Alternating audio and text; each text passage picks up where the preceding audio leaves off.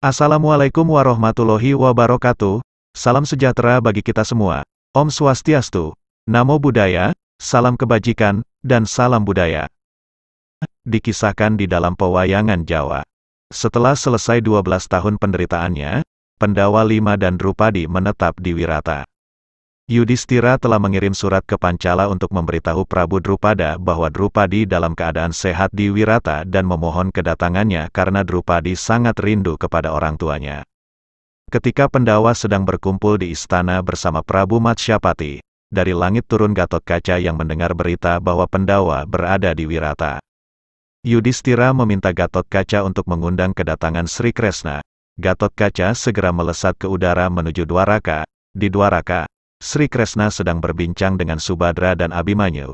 Mereka berdua ingin berangkat ke Wirata untuk bertemu Arjuna, namun oleh Sri Kresna disuruh menunggu undangan dulu dari Wirata karena Sri Kresna tahu bahwa Gatotkaca sedang dalam perjalanan untuk mengundang kedatangannya. Ketika Gatotkaca tiba, Sri Kresna telah mengetahui niatnya. Subadra dan Abhimanyu segera berangkat dengan kereta kuda yang sudah disiapkan Sri Kresna. Gatotkaca kemudian disuruh kembali ke Pringgondani karena dirinya juga mempunyai tanggung jawab yang besar.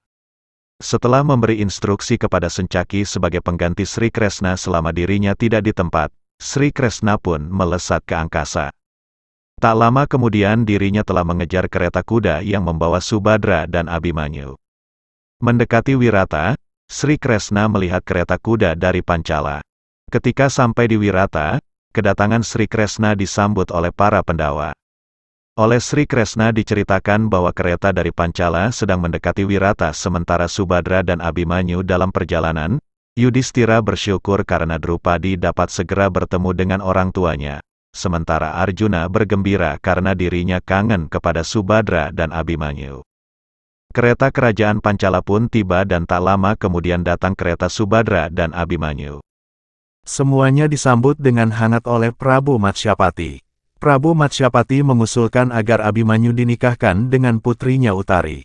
Arjuna setuju dengan usulan sang Prabu dan meminta persetujuan dari Yudhistira dan Sri Kresna. Yudhistira juga menyetujui karena dirinya merasa berhutang budi kepada Prabu Matsyapati atas perlindungannya sementara Sri Kresna setuju karena pernikahan ini akan mempererat persaudaraan. Setelah disetujui, maka undangan-undangan pun dikirim untuk menghadiri pernikahan Abhimanyu dan Utari. Di antaranya adalah undangan yang dikirim ke Mandura dan Hastina untuk mengundang kedatangan Prabu Baladewa dan tetua-tetua Hastina beserta para Kurawa sekalian. Prabu Baladewa tentu saja senang mendengar bahwa keponakannya Abhimanyu akan menikah dan segar menuju ke Wirata. Di Hastina suasananya agak berbeda. Duryudana dan para Kurawa tidak berniat datang maka oleh Sangkuni diberi alasan bahwa mereka sedang sibuk dengan urusan kerajaan Hastina sehingga tidak bisa menghampiri. Sementara Residorna yang tidak ingin bertemu dengan Prabu Drupada memberi alasan bahwa dirinya sudah tua dan tidak cocok untuk berjalan jauh. Sehingga dari Hastina hanya Eyang Bisma, Arya Widura dan Ibu Kunti yang berangkat ke Wirata. Ketika sampai ketiga tetua Hastina segera diterima dengan hangat dan penuh hormat. Kedatangan Prabu Baladewa juga diterima dengan hormat oleh Sri Kresna dan Baladewa mengujarkan penyesalannya karena dirinya tak sering melihat Abhimanyu karena Abhimanyu lebih sering tinggal di Dwaraka. Sri Kresna mengerti bahwa abangnya hanya bercanda menjawab bahwa Abhimanyu tidak dipaksa harus tinggal di Dwaraka tapi karena Subadra lebih senang tinggal dengan Sri Kresna maka Abhimanyu juga tinggal di Dwaraka bersama ibunya. Setelah upacara pernikahan selesai para tamu undangan pulang ke tempat masing, kecuali tamu-tamu kehormatan. Sri Kresna maju ke muka dan bertanya apa rencana adik-adik Pendawa sekalian. Yudhistira berkata bahwa dirinya akan meminta haknya kembali atas Indrapasta karena hukumannya telah selesai. Sri Kresna pun lanjut bertanya apa yang akan dilakukan jika Duryudana menolak untuk mengembalikan Indrapasta. Yudhistira sebagai orang yang jujur dan cinta damai menjawab bahwa dirinya tidak ingin membuat kerusuhan yang menebar bibit dendam antara Pendawa dan Kurawa maka dirinya bersedia untuk mengembara saja jika Indrapasta tidak dikembalikan. Sri Kresna kemudian menasehati bahwa jika itu keinginan Yudhistira maka dia tidak akan mencegahnya. Namun sebagai saudara tertua Yudhistira harus memikirkan kesejahteraan saudara-saudaranya dan juga Drupadi istrinya. Apakah mereka akan dibawa mengembara juga selamanya? Apa tidak kasihan kepada Drupadi? Yudhishthira terdiam mendengar ucapan Sri Kresna, sementara Bima yang memang sudah panas menjawab dengan tegas, kita hantam saja dan rebut kembali dengan paksa. Petik 2 titik. Saat itu Prabu Baladewa berdiri dan berkata bahwa dirinya tidak ingin ikut campur dengan urusan Pandawa dan Kurawa. Dirinya datang untuk menghadiri pernikahan Abimanyu dan karena sekarang telah selesai dirinya mengundurkan diri. Setelah berkata Prabu Baladewa bergerak keluar dan pulang ke Mandura. Para raja yang hadir terkejut dengan tindakan Baladewa.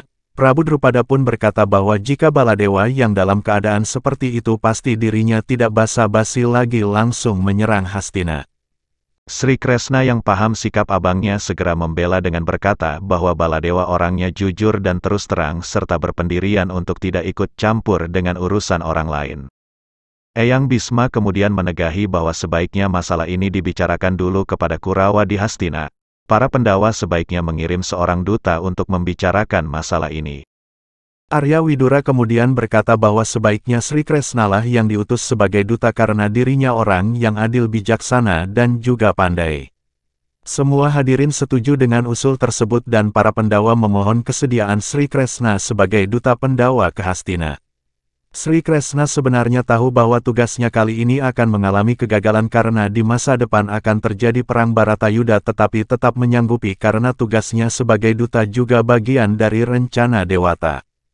Setelah diputuskan Sri Kresna sebagai duta, Eyang Bisma, Arya Widura dan Ibu Kunti kembali ke Hastina untuk memberitahu pihak Hastina dan menyiapkan kedatangan Sri Kresna. Sri Kresna kemudian melesat ke angkasa kembali ke Dwaraka. Tak lama kemudian terlihat Sri Kresna berangkat dengan kereta kerajaan yang dikusiri oleh Sencaki. Bagi Sri Kresna lebih gampang jika jalan udara tapi karena tugasnya sebagai duta akan terlihat tidak sopan maka dia memilih untuk jalan darat. Ketika tiba di Hastina, kereta Sri Kresna segera menuju ke tempat Arya Widura untuk memberi hormat kepada Ibu Kunti dan Paman Widura. Sementara itu semua pembesar Hastina telah berkumpul di sebuah gedung besar menunggu kedatangan Sri Kresna dan terdengar hiruk-pikuk dari Kurawa yang jumlahnya 100. Ketika Sri Kresna memasuki gedung, suasana menjadi sunyi senyap. Sri Kresna kemudian mengatakan bahwa kedatangannya kali ini ialah sebagai duta dari para Pandawa yang telah menjalani hukumannya dan kini meminta kembali haknya atas Indrapasta. Duryudana dan para Kurawa telah bertekad untuk tidak mengembalikan Indrapasta telah mendapat latihan dari Sangkuni berbagai alasan untuk tidak mengembalikan Indrapasta. Duryudana berkata bahwa tindakan Pandawa melakukan upacara Rajasuya menunjukkan bahwa Pandawa mengagungkan diri mereka sendiri.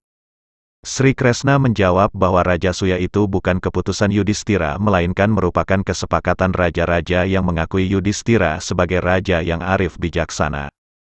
Duryudana tidak mau kalah dan memberi alasan lain bahwa para Pandawa telah melanggar hukumannya ketika terjadi perselisihan antara Hastina dengan Wirata, karena para Pandawa telah menampakkan diri dan bahkan mengangkat senjata terhadap para Kurawa saudaranya sendiri.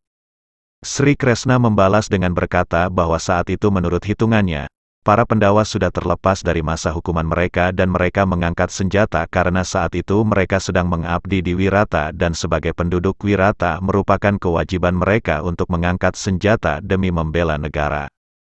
Sri Kresna kemudian melanjutkan bahwa jika memang Pandawa ingin mencederai para Kurawa bisa dilakukan dengan gampang ketika para Kurawa sedang tak berdaya di dalam hutan tapi sebaliknya Pandawa malah menolong Kurawa asteris-asteris.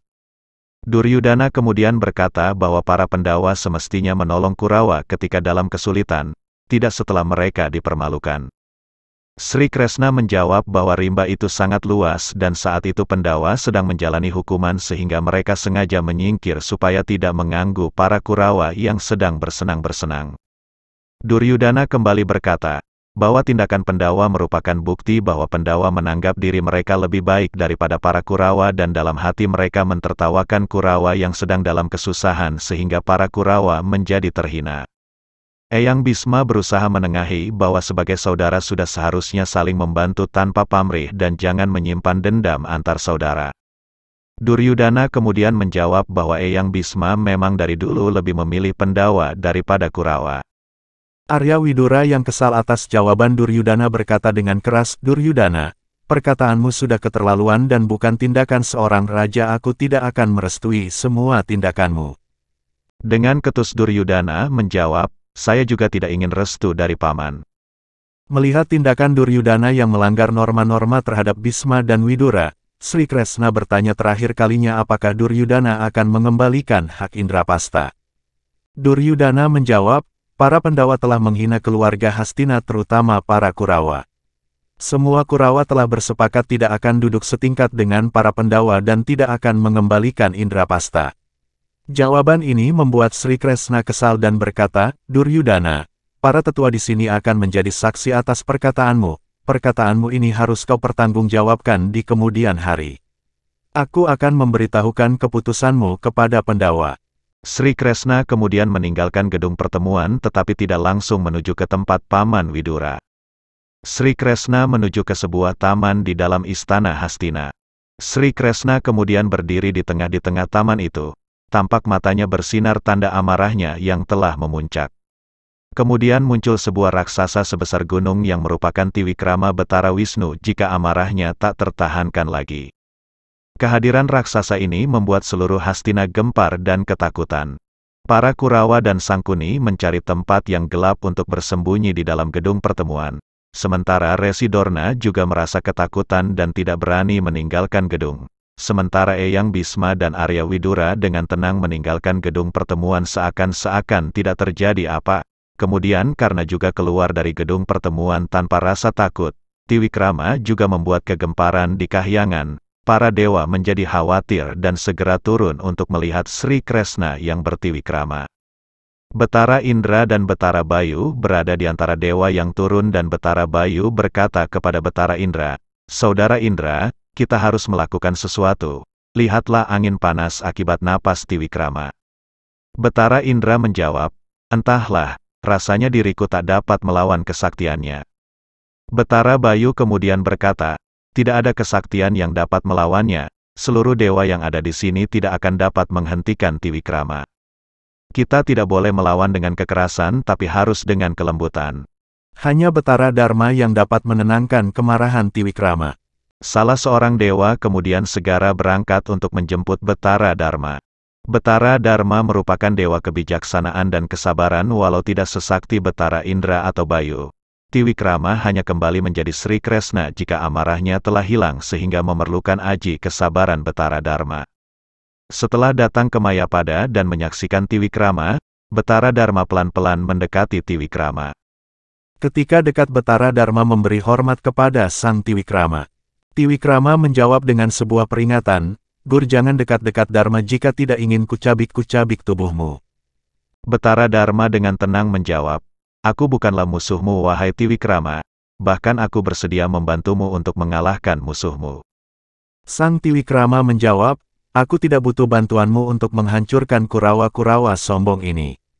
Betara Dharma kemudian menuturkan, sesakti itukah para Kurawa sehingga perlu dihancurkan oleh Tiwikrama? Apakah kejahatan mereka mengguncang Mayapada seperti Rahwana? Apakah perlu Tiwikrama yang sakti sebagai wakil dewata untuk turun tangan langsung menghancurkan kejahatan Kurawa? Saudara Wisnu mohon ingat bahwa jika Kurawa dihancurkan oleh Tiwikrama ini akan membawa kemaluan bagi seluruh dewata. Apakah para Pandawa tak dapat membela diri mereka sendiri sehingga memerlukan bantuan para dewata? Mohon adik Wisnu memperhitungkan lagi tindakan adik ini yang akan mencoreng muka seluruh dewata dan juga memalukan para Pandawa. Perkataan Betara Dharma disertai oleh aji kesabaran dan dalam sekejap Tiwikrama itu telah menghilang dan kembali sebagai Sri Kresna.